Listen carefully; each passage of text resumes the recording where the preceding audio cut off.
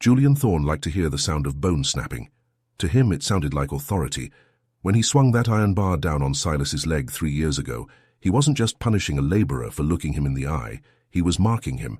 He wanted everyone on the Thorn plantation to see what happened to a man who didn't know his place. He wanted a permanent reminder of his power hobbling across his fields every single day. Julian spent every Sunday afternoon sitting on his wide-shaded porch, sipping expensive bourbon and laughing as Silas struggled to carry heavy crates of grain from the barn to the wagons. He called Silas the Pendulum because of the way the man's body swung violently to the left with every agonizing step. But Julian made the one mistake that men of his kind always make. He assumed that a man who walks with a limp also thinks with a limp. He assumed that because Silas was physically broken, his spirit had dried up like a dead cypress branch in the Louisiana heat. He couldn't have been more wrong. What Julian didn't know was that Silas was a man of long memories and quiet calculations. Silas wasn't just carrying a ruined leg under those thick mud-caked bandages. He was carrying a secret that weighed more than any crate of grain. He was carrying the end of the Thorn Dynasty, tucked right against his skin. The air in the Bayou is different on a Sunday. It's thick, heavy with the smell of rotting vegetation and the sweet, cloying scent of jasmine. It's the kind of heat that makes a man's clothes stick to his back like a second skin. On this particular Sunday, Julian Thorn was bored. Boredom in a man like Julian is a dangerous thing. He looked at his prize hounds, 4 massive beasts with deep chests and eyes that reflected nothing but hunger. Then he looked at Silas, who was currently dragging a sack of flour toward the kitchen house. Silas's left leg trailed behind him, drawing a jagged line in the dust. Julian smiled, and it wasn't a kind expression. It was the look of a predator finding a way to kill an afternoon. He called out to the stable boy, Toby, a kid no older than 12 who already had the haunted look of someone who had seen too much. Julian told the boy to fetch his boots and his rifle. He wasn't going after deer today. He wasn't going after wild hogs. He wanted to see how fast a man with one good leg could move when he had 400 pounds of muscle and teeth breathing down his neck. But to understand why Julian felt so untouchable, you have to understand what happened 6 months before the hunt began. A federal land surveyor had arrived at the plantation. He was a man from the city, dressed in stiff clothes and carrying a leather satchel full of maps and tools. He was there to verify the boundaries of the Thorn estate, investigating rumors that the family had been illegally expanding their borders into government-protected swamplands. The surveyor had a brass compass, a beautiful, heavy piece of equipment with the initials of the United States Land Office engraved on the lid. Julian had invited the man into his study, offered him a drink, and then, when the sun went down, he led him out into the woods. Silas had been the one told to bring the shovel. He had stood in the shadows of the tall pines and watched Julian Thorn drive a knife into the surveyor's chest. He watched Julian burn the maps and the deeds in a small, frantic fire. Julian thought he was being thorough. He thought he was wiping away the only evidence of his theft. But when Julian turned his back to spit into the dirt, Silas saw something glinting in the dying embers. It was the brass compass. The fire hadn't claimed it yet. While Julian was busy cleaning his blade, Silas reached into the heat. He didn't flinch as the metal scorched his palm. He tucked it into the deep folds of his leg wrappings, right against the bone Julian had shattered years before. From that night on, the limp became Silas's greatest weapon. He exaggerated the drag. He made sure Julian saw him stumble. He made sure Julian felt a sense of total, mocking victory every time he looked at him. Now on the day of the hunt, Julian stood on the edge of the lawn, holding the leashes of his dogs. Hattie, the plantation cook, stood in the doorway of the kitchen, her hands trembling as she wiped them on her apron. She had seen Julian cleaning blood off his saddle the night the surveyor disappeared. She knew the look in Julian's eyes. She caught Silas's gaze for a split second, a silent communication between two people who had survived by being invisible. She knew Silas was about to run, and she knew he wouldn't be coming back the same way. Julian checked his pocket watch, the gold casing clicking shut with a sound like a gunshot. He told Silas he had a 3-minute head start. If Silas could make it to the Black Slough, 3 miles deep into the cypress swamp, Julian would let him live another week. It was a lie, of course. Julian had no intention of letting Silas reach the slough. He just wanted to watch the pendulum swing one last time before the dogs tore him apart. He fired a shot into the air, the crack echoing off the moss-drenched trees, and shouted for Silas to move. Silas didn't hesitate. He turned and began his awkward, lurching run toward the tree line. To Julian it looked pathetic.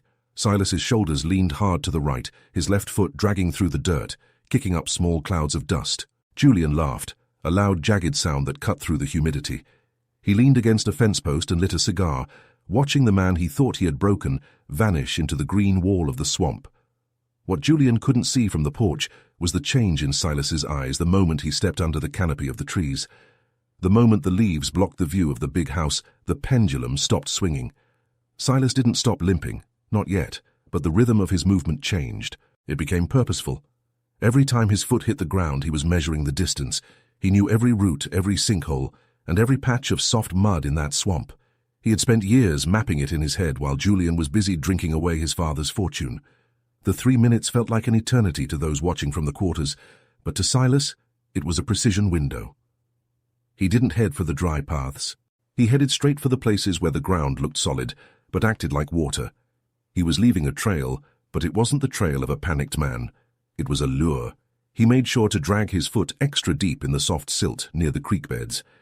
He wanted the dogs to have an easy scent. He wanted Julian to follow the path of least resistance right into the heart of the mire. Behind him, he heard the first bell-like baying of the lead hound. The hunt was officially on. The sound was terrifying, a deep, resonant howl that signaled the dogs had picked up the scent of fear.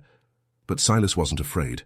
He felt the weight of the brass compass against his shin, a cold, hard reminder of the truth. He knew that Julian Thorn wasn't just chasing a laborer. He was chasing his own ghost. As Silas pushed deeper into the swamp, the water began to rise around his ankles. The smell of sulphur and old decay filled his lungs. This was the Black Slough, a place where the sun rarely touched the ground. The trees grew close together, their knees poking up from the water like the teeth of some prehistoric beast.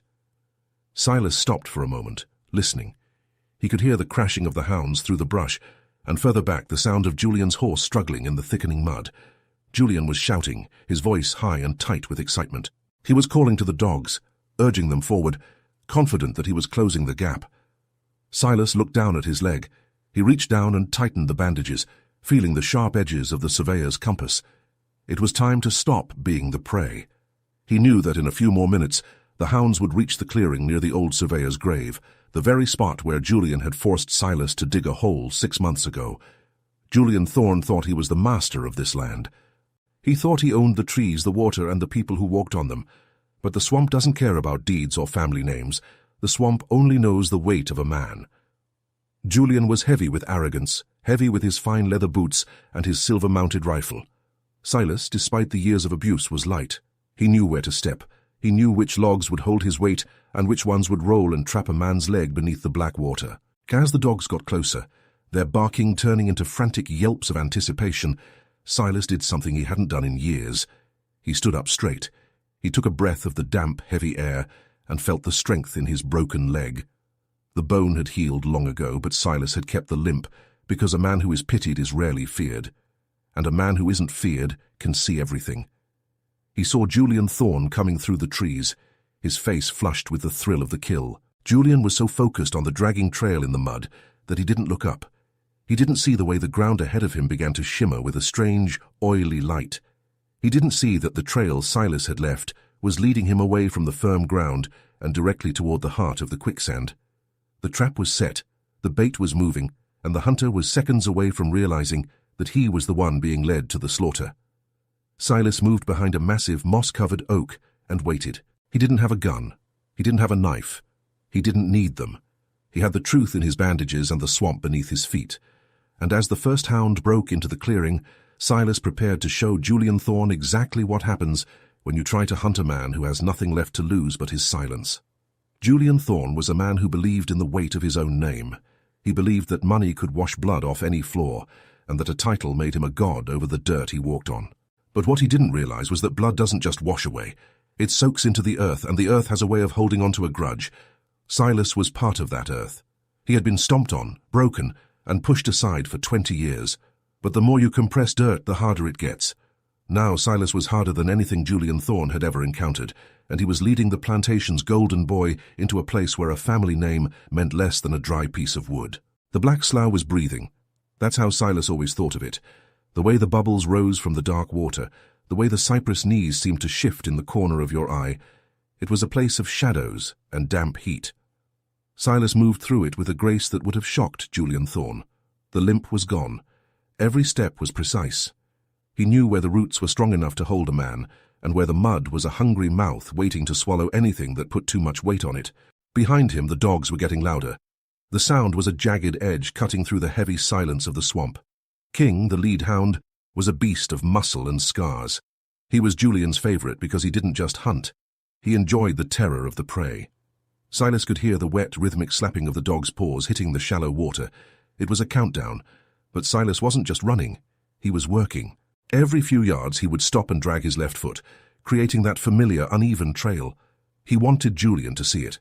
He wanted Julian to feel that surge of arrogant confidence, thinking his prey was tiring, thinking the pendulum was finally slowing down. Silas reached a thicket of sawgrass and reached into a small pouch he had hidden under his shirt. Inside was a piece of salted pork he had taken from the kitchen days ago. It was wrapped in a rag soaked in turpentine and old grease. He didn't throw it far. He placed it carefully on a high root, well away from the path he was actually taking. The scent of the turpentine was sharp, a chemical bite in the air that would scramble a dog's nose for just a few vital seconds. The first shot rang out, and it was closer than Silas expected. The bullet tore through a palm frond a foot above his head, showering him in green shards. Julian was close. He was screaming now, his voice cracking with a mixture of excitement and frustration. He was cursing the mud, cursing the trees, and cursing Silas. He shouted that he was going to make Silas crawl all the way back to the plantation on his hands and knees. He shouted that he was going to hang the brass compass, the one he thought was long gone, around Silas's neck before he finished him. That was the moment Silas stopped. He didn't turn around, but he felt a cold shiver that had nothing to do with the swamp water. Julian mentioned the compass. Did he suspect? Or was he just raving? Silas touched the hard round shape through his bandages. It was still there. The metal was warm against his skin, a silent witness to a murder that Julian thought he had buried. Julian's horse was the first thing to fail. The animal was a thoroughbred, built for speed on flat land, not for the treacherous shifting floor of a Louisiana swamp. Silas heard the horse scream, a high, terrifying sound that echoed through the trees.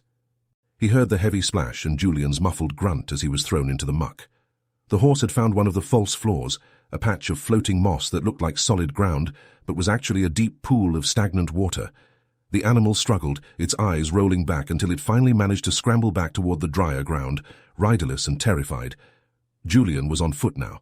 His expensive leather boots, the ones he boasted cost more than a man's life, were filled with black sludge. This was the turning point. A man like Julian Thorn is only powerful when he has his tools, his horse, his dogs, his guns.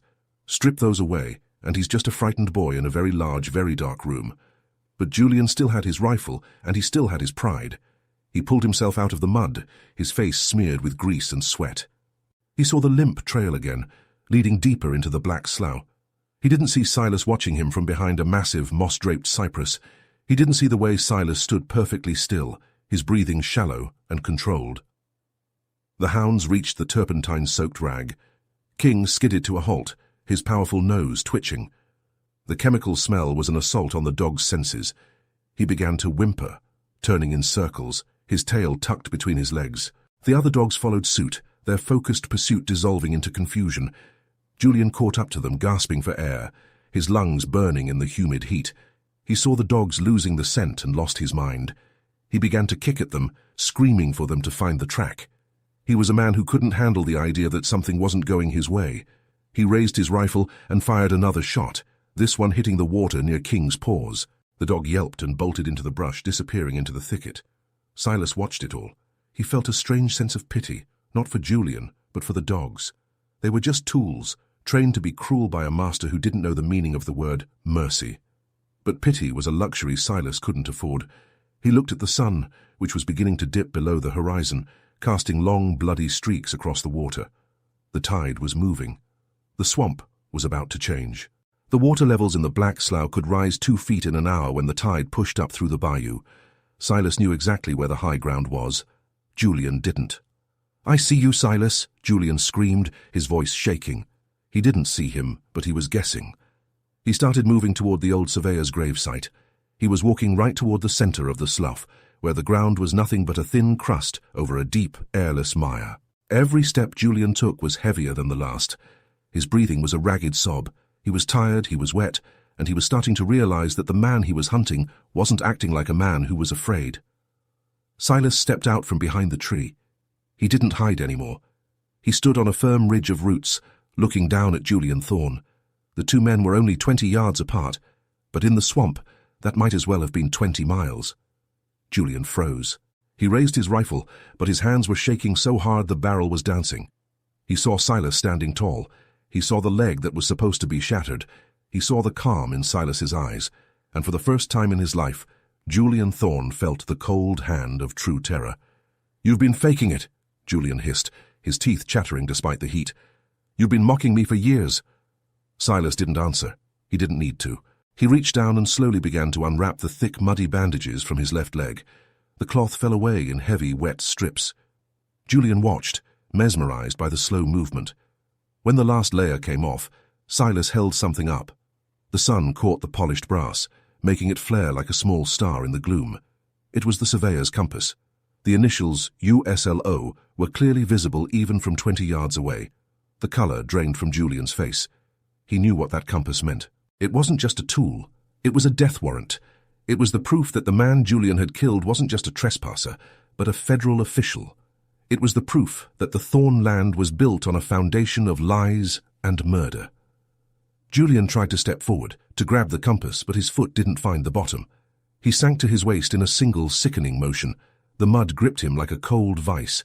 He tried to pull himself out, but the more he struggled, the deeper he sank. The rifle slipped from his hands and vanished into the black water with a dull plop. "The mud doesn't care about your family name, Julian," Silas said. His voice was quiet, but it carried over the water like a bell. It was the first time he had spoken Julian's name without a mister in front of it. It was the sound of a man who had finally found his own voice. Julian was waist-deep now. He was clawing at the air, his fingers scratching against the slick bark of a nearby root that was just out of reach. He started to plead. He offered Silas money. He offered him his freedom.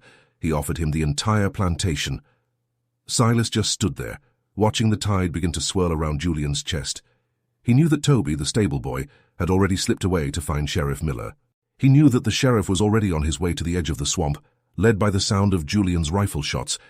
But the sheriff wouldn't get here in time to save Julian's pride, and Julian was starting to realize that the man he had called broken was the only thing standing between him and the dark water. The question wasn't whether Julian would survive the swamp. The question was what would be left of the Thorn name once the sun finally set on the black Slough. Silas looked at the compass, then back at the sinking man. The hunt was over, but the reckoning was just beginning. And as the first stars began to peek through the cypress branches, the silence of the swamp returned, heavier and more honest than any lie a Thorn had ever told. Julian Thorn was a man who had never known the meaning of the word stay. He was used to the world moving out of his way. He was used to the earth bowing under his boots. But the Black Slough didn't care about the Thorn bloodline, or the thousands of acres Julian claimed to own. The mud here was ancient, thick as molasses and twice as sticky, and it was currently claiming Julian, inch by agonizing inch. He was waist-deep now, and the more he thrashed, the more the mire sang its wet, sucking song. He looked up at Silas, who stood on a thick cypress root like a judge on a bench, and for the first time in his life, Julian saw a man instead of a shadow. He saw the strength in Silas's shoulders and the cold, hard clarity in his eyes. What Julian didn't know was that Silas had been waiting for this exact moment for 3 years, not just for revenge, but for the chance to finally let the truth breathe. The silence of the swamp was the worst part for Julian. It wasn't a quiet silence, it was a heavy, expectant one, filled with the buzzing of mosquitoes and the distant, mocking call of a blue heron. Julian's rifle was gone, swallowed by the black water. His dogs were scattered, lost in the turpentine-scented thicket Silas had prepared. He was alone with the man he had broken, and the power dynamic had shifted so violently it made Julian's head spin. He tried to pull his right leg free, but the suction was too strong. He felt the cold mud pressing against his stomach, squeezing the air out of his lungs. He looked at the brass compass in Silas's hand, the polished metal gleaming in the dying light, and he felt a surge of pure, unadulterated hatred.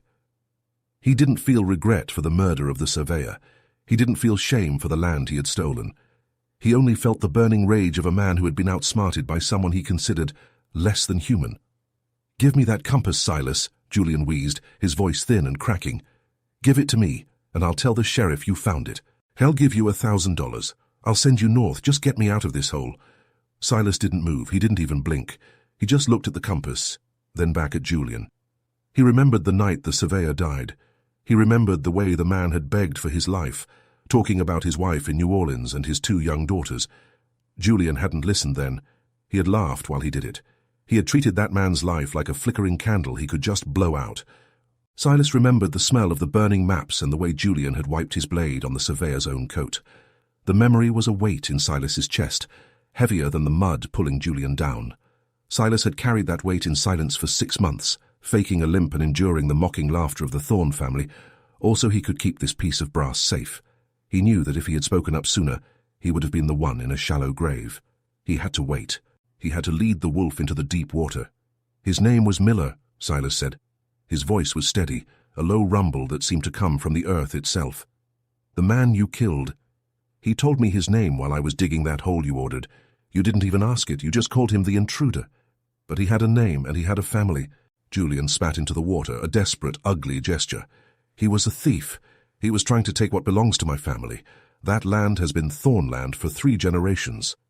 It was government land, Silas countered, his voice sharpening. It was land for the people, and you stole it. You burned the deeds and you killed the man who came to count the truth. You thought the fire took everything. But the fire didn't want this compass, Julian, and neither does the mud. The water was rising. The tide was pushing its way through the narrow channels of the bayou, and the level in the black slough was creeping up toward Julian's chest. The mosquitoes were swarming now, sensing the blood and the sweat of a trapped animal. Julian was slapping at his face, his movements frantic and useless. He was losing his grip on the cypress root he had been trying to reach. His fingers were raw and bleeding, the bark tearing under his fingernails. He looked toward the edge of the clearing, hoping to see his father's men or the rest of the hounds. But there was nothing but the shifting shadows of the trees. What Julian didn't realize was that Toby, the stable boy, wasn't just bringing the sheriff. He was bringing the evidence. Before the hunt began, Hattie had slipped a folded piece of paper into Toby's pocket. It was a partial map that the Surveyor had managed to shove into his boot before Julian dragged him into the woods. A map Silas had retrieved while Julian was busy washing his hands in the creek. Hattie had hidden it in the flour bin for months, waiting for the right moment. The Thorn Plantation wasn't just a house, it was a cage of secrets, and the bars were finally starting to rust. The sound of horses began to filter through the trees. It was distant at first, a faint rhythmic thudding that Julian mistook for his own heartbeat. He perked up, a spark of hope lighting his eyes. He started to scream, a high-pitched, desperate wail that echoed off the cypress trunks. He shouted that he was being robbed. He shouted that Silas had lured him into the swamp to murder him. He was already building the lie, already weaving the story that would save his neck and put Silas on a gallows. He looked at Silas with a triumphant sneer, even as the water reached his armpits. "You hear that, Silas?" Julian hissed. "That's the law, and they don't listen to men like you. They listen to men like me. You're dead. You're a dead man walking." Silas didn't flinch, he didn't run. He just stood there watching the water swirl around the man who had tried to break him. He knew Sheriff Miller. The sheriff was a man who had grown up in the shadow of the Thorn family, and he was tired of the darkness. He was a man who needed a reason to do the right thing, and Silas was about to give him a reason he couldn't ignore. Silas reached into his pocket and pulled out the original land deed, the one he had snatched from the edge of Julian's fire. It was scorched around the edges, the paper brittle and yellowed, but the seals were still intact. It was the physical proof of the theft, the paper trail that led straight back to Julian's study. The horses were closer now.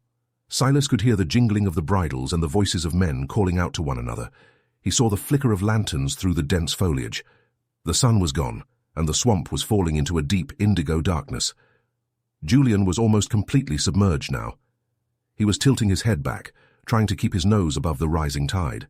The mud was holding him tight, a heavy, suffocating blanket that wouldn't let go. He was no longer screaming. He was gasping, his eyes wide with the realization that the law might arrive just in time to watch him disappear. "Help me," Julian whispered, the arrogance finally stripped away. "Please, Silas, I don't want to die in the dark." Silas looked down at him. He thought about the 3 years of mocking laughter. He thought about the iron bar and the sound of his own bones snapping. He thought about the Surveyor's daughters, waiting for a father who would never come home. Justice isn't always about a courtroom. Sometimes it's about standing still while the world rights itself. Silas didn't move to help him, but he didn't leave either. He stayed to ensure the truth was delivered. Suddenly, the brush at the edge of the clearing exploded. Sheriff Miller burst through, followed by 2 deputies and a trembling Toby. The lanterns they carried cut through the gloom, their light reflecting off the stagnant water and the brass compass in Silas's hand. The sheriff stopped dead, his eyes darting from Silas, who was standing straight and tall, to the top of Julian's head, poking out of the mud. "What in the name of God is going on here?" the sheriff demanded, his hand hovering over his holster. Julian tried to speak, but he only managed a wet, gurgling sound. He pointed a muddy hand at Silas, his eyes pleading. One of the deputies moved toward the water, but Silas stepped forward, blocking the path. He didn't use force, he just held up the compass and the scorched deed. The light of the lanterns hit the surveyor's initials on the compass lid, and the sheriff froze. He knew that compass. He had seen it on the belt of the federal man who had visited his office 6 months ago. He had wondered what happened to that man. He had wondered why Julian Thorn had been so quick to claim the man had simply moved on to the next parish. "Sheriff," Silas said, his voice cutting through the panic, "you're looking for a murderer, and you're looking for a thief. The murderer is in the mud. The proof is in my hand." The sheriff looked at the deed, then at the compass. He looked at Toby, who was nodding frantically, his eyes wide with fear and relief. The sheriff was a man of the law, but he was also a man who knew the smell of a lie. He looked at Julian Thorn, the golden boy of the parish, sinking into the very land he had killed to own. The silence returned to the clearing, but this time it was different. It was the silence of a hammer falling. The weight of the Thorn name was no longer enough to keep Julian afloat. And as the deputies began to uncoil their ropes, not out of mercy but to secure a prisoner for the hangman, Silas felt the weight in his own chest finally begin to lift. But the night wasn't over yet. There were still things hidden in the Black Slough that Julian Thorn would do anything to keep buried, and the sheriff was about to find out just how deep the rot went. Silas watched the ropes fly through the air, knowing that while Julian might be pulled from the mud, he would never be a free man again. The reckoning had arrived, and it was colder and more final than any hunt Julian had ever imagined. Julian Thorn thought the mud was his only enemy. He thought that if he could just get his feet back on solid ground, his father's money and the Thorn name would wash away the filth of the Black Slough.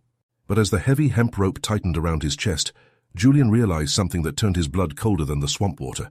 The sheriff wasn't pulling him back to the plantation house to sit by a warm fire. He was pulling him into a cage. The rope wasn't a lifeline, it was a leash, and at the other end of that leash wasn't a friend, but a lawman who had finally seen the rot behind the Thorn family's golden curtain. Julian was pulled from the mire with a sickening, wet sound, like a cork being drawn from a bottle of sour wine. He collapsed on the root-choked bank, gasping and shivering, a pathetic heap of mud and ruined silk.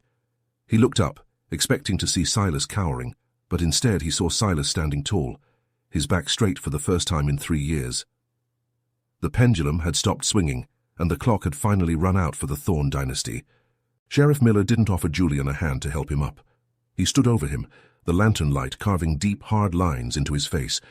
He held the brass compass Silas had provided, turning it over in his calloused fingers. The initials of the United States Land Office were a silent, damning testimony. The sheriff looked at the scorched deed, then at the mud-caked man at his feet. He knew that if he let Julian walk away tonight, the evidence would disappear by morning. Money has a way of making papers vanish and witnesses go silent. But Miller was tired of the Thorn family's shadow over his parish. He looked at Silas and gave a single sharp nod.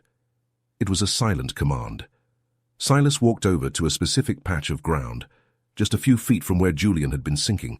He didn't say a word. He simply pointed his toe at a slight depression in the earth, marked by a single withered cypress knee. "Start digging," the sheriff told his deputies. Julian tried to scramble to his feet, his voice a frantic, high-pitched screech. He told them they had no right. He told them he would have their badges. He shouted that Silas was a thief who had planted evidence. But the deputies didn't listen. They used their hands and the butts of their rifles to clear the top layer of muck. It didn't take long. The swamp ground is soft, and Julian had been in a hurry when he buried his secret 6 months ago. The first thing they found was a leather boot, the stitching still holding together despite the rot. Then came the brass buttons of a federal uniform, and finally, the shattered skull of a man who had only wanted to do his job. The clearing went deathly silent. Even the insects seemed to stop their buzzing. The truth was out of the ground now, and it had a physical weight that Julian Thorn couldn't ignore. The sheriff turned to Julian, his hand resting on the iron shackles at his belt. The transition from master to prisoner was instantaneous. One moment Julian was the heir to thousands of acres. The next, he was just another killer caught in the act. The click of the iron around Julian's wrists was the loudest sound in the swamp. It was a final, definitive sound. Julian stopped screaming, he stopped threatening. He just stared at the bones in the dirt, his face pale and vacant. He realized that the hunt was over, and he was the trophy. Silas stood back, watching the deputies haul Julian toward the horses. He didn't feel a surge of joy. He didn't laugh.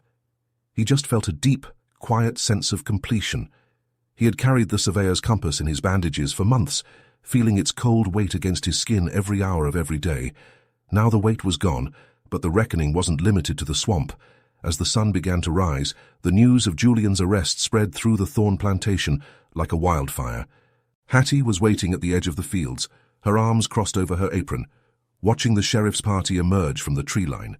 She saw Julian, covered in black mud and bound in irons, being led behind a horse like a common thief.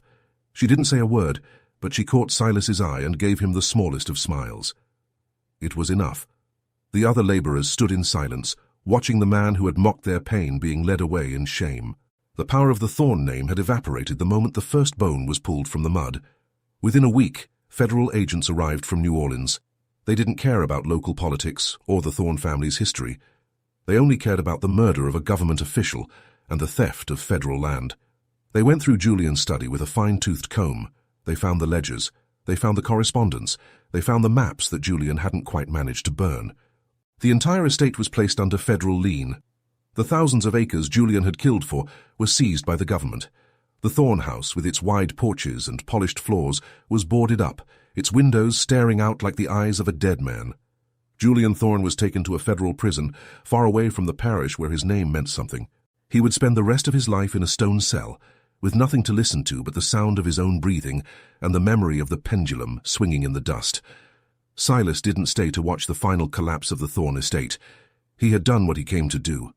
The federal government, grateful for his role as the key witness and for the recovery of the Surveyor's tools, granted him a reward. It wasn't just money, it was a relocation and a new identity. They offered him a chance to leave the Bayou behind forever. On his last day at the plantation, Silas walked to the edge of the black slough one final time. He looked at the water, now calm and still under the morning sun. He didn't limp. He walked with a steady, even gait that felt strange and new. He realized that for 3 years he had been playing a part, and the part had become so familiar it felt like a second skin. But the skin was shed now. He left Louisiana on a humid Tuesday morning. He didn't take much. Just a small bag of clothes and the knowledge that the man who had broken his leg would never hurt anyone again. As the wagon pulled away from the plantation gates, Silas didn't look back. He didn't need to. He knew that the swamp would eventually reclaim the Thorn house. The vines would choke the pillars, and the mud would swallow the foundations. The earth always wins in the end. A man who thinks he is the hunter often forgets to look at the tracks he is following. Arrogance is a heavy weight in deep water, and Julian Thorn had been sinking long before he ever stepped into the black slough. The brass compass stayed with the sheriff as evidence, but the lesson it taught stayed with the people of the parish. They learned that a man's worth isn't measured by the land he owns, but by the truth he carries. Silas had been the smallest man on the Thorn estate, the one they mocked and ignored, but he was the one who held the power to bring the whole house down. He was the one who understood that justice doesn't always come with a shout. Sometimes it comes with a slow, patient limp and a secret hidden in a bandage. The story of Silas and Julian Thorn became a legend in the Bayou, a warning to those who think they can bury their sins in the dark, because the mud has a long memory, and it always gives up its dead. If this story of calculated justice and the fall of a tyrant touched you, leave a like and subscribe to the channel for more accounts of the hidden history of the South. Share this video with someone who values the truth over power, and tell us in the comments, where are you watching from? Your support helps us keep these stories alive. Until next time, remember that the ground beneath your feet might be holding more than just dirt. See you in the next story.